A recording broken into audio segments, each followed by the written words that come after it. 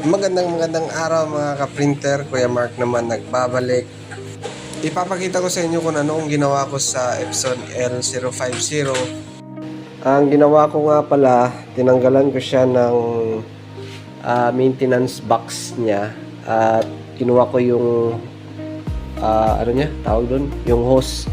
Nilagyan ko ng dinirect ko dito sa tangke para hindi na ako bibili ng mga foam at saka maintenance box. Bili na lang ako ng itong pang reset. Nasa 800 lang naman yung price nito. Depende ata sa supplier, pero yung nabili kong una is 500, parang peke. So bumili ako ulit ito 800 plus ata ito. So ginagawa ko, nire-reset ko na lang yung chip na nasa likod ng maintenance box. At bumili din ako ng mga extra chips. Yan. Kasi ang Epson L11050 is meron siyang chip. Pag mapuno yan, kailangan mo siyang i-reset or palitan mo ng chip dun sa likod ng maintenance box niya. So yun lang yung downside ng printer na ito, pero sa pabilisan, mabilis talaga ito mag-print. Yan, tingnan nyo kung paano siya kabilis mag-print. Yan. Yan, mabilis talaga. So maaasahan nyo talaga siya sa mga ganitong trabaho like calendar printing. Kasi simula nung nabili ko yan last month, naka-produce na ako ng more than 2,000 kalendar na itong set na ito.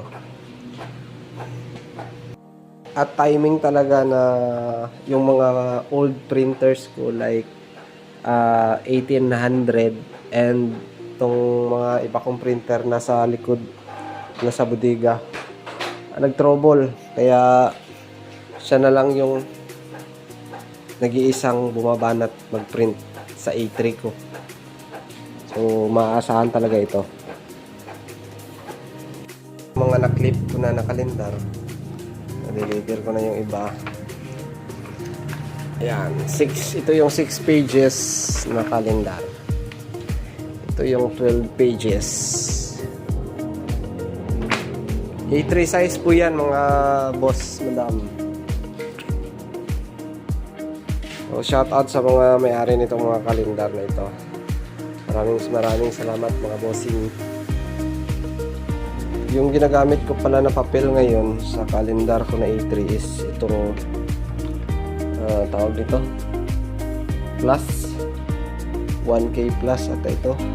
Nasa 70 GSM na ito. Yan. Siyempre, itong 3 years old na clipping machine para sa kalendar. Shout out sa iyo ma'am, kay Ma'am Michelle Capili. Siya yung gumawa nito eh. Solid pa rin. At maraming salamat nga pala sa ating mga customer na nagpagawa ng mga A3 size.